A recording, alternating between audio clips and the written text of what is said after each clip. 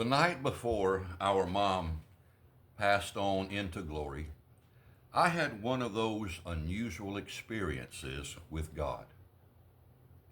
You know, He said in the last days He would pour out His Spirit on all flesh. Your sons and daughters will prophesy. Old men will have visions. Young men will have dreams. Signs and wonders people will experience. Well, the night before my mom died, I had one of those grace experiences. We had celebrated a birthday that day. It was a Saturday. Me and my three kids were the last to stay with mom and dad that evening. We were the last to leave. I remember it was Miss Universe and Miss America was on. Mom liked watching those pageants. I was sitting there close to her, watching it with her. The kids were playing. It was getting late, so I turned to my mom and I said, "Mom, well, it's time for us to go too." She said, "Okay." I called for my children to come, let's go. I got up out of the love seat and went to my mom's chair.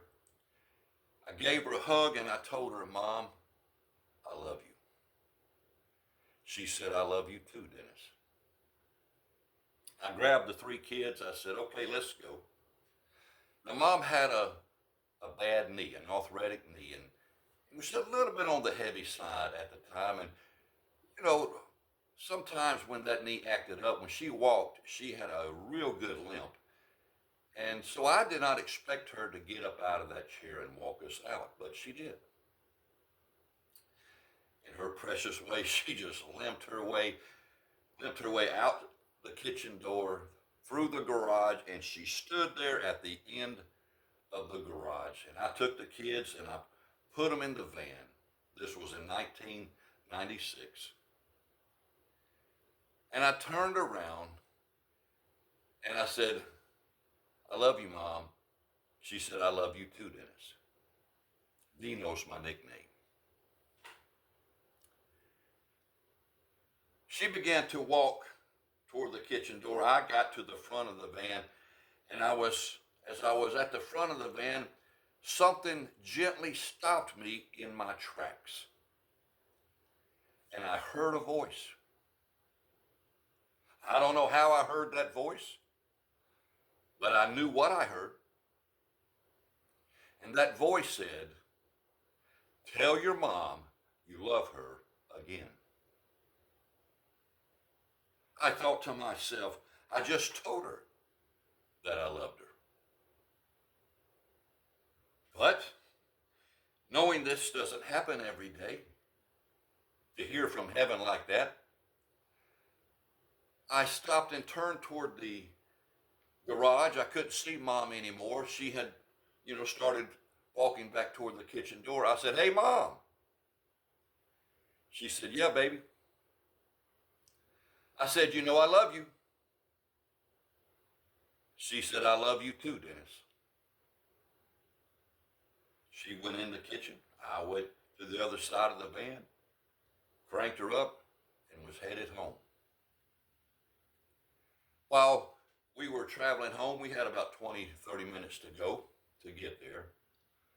I couldn't help but wonder, God, why did you have me tell my mom that I loved her again? I told her in the house. I already told her I loved her. Why did you have me say, "Mom, you know I love you again"? Thinking, hoping maybe I would hear something, you know, a right there, quick response, being that I'd heard what I'd heard in front of the van, but yet I heard nothing. Silence. We get home. I put the kids to bed. Me and my wife went to sleep. I woke up the next morning. It was the 10th day of our new restaurant. In our family, we had Bonanza Steakhouses. We had Coach's Family Restaurant that she and I had just opened up. And it was Sunday.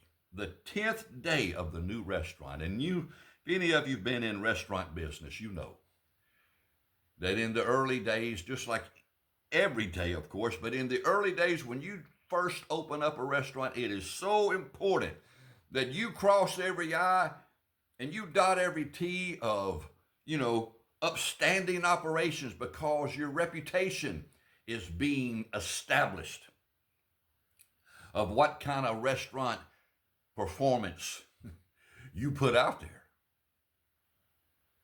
And so when I got up that morning, I was doing the preparation for the day.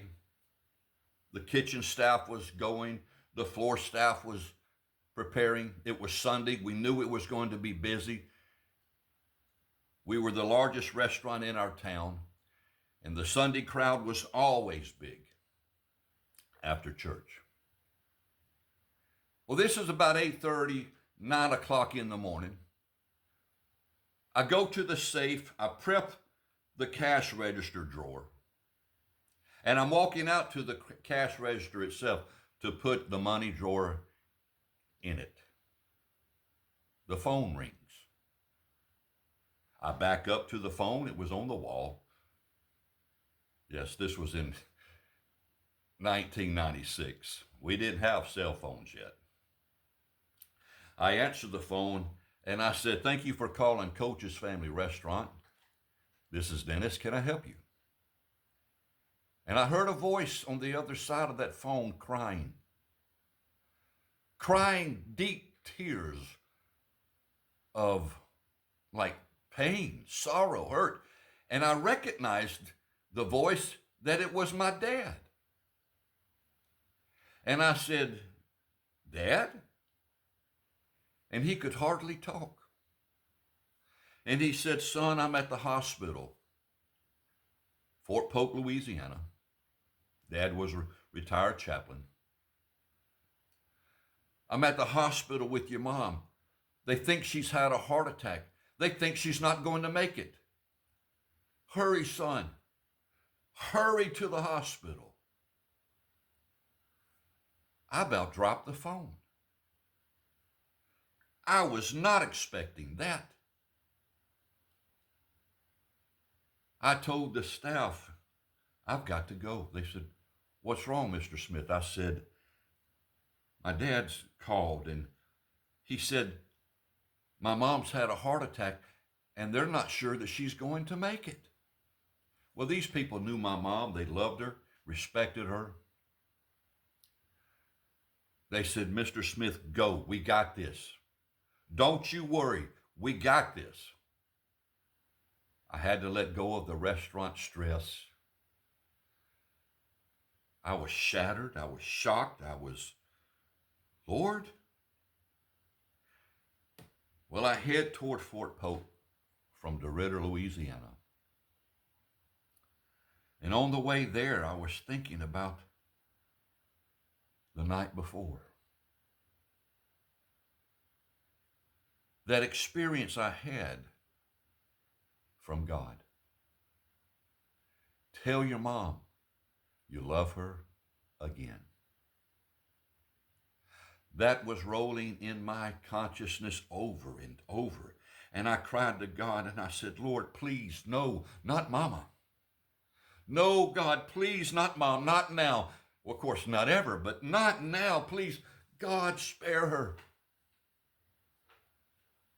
I got to the hospital. When I got into the room where Mom was, many other family members were already there. The tears were falling like rain. Mom was gone to glory. I thank God that even though I miss her,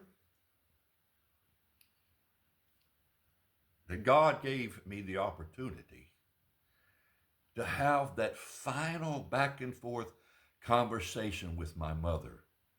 And the last word she heard from me was, "Mom, you know I love you." And the last words I heard from her was, "I love you too, Dennis."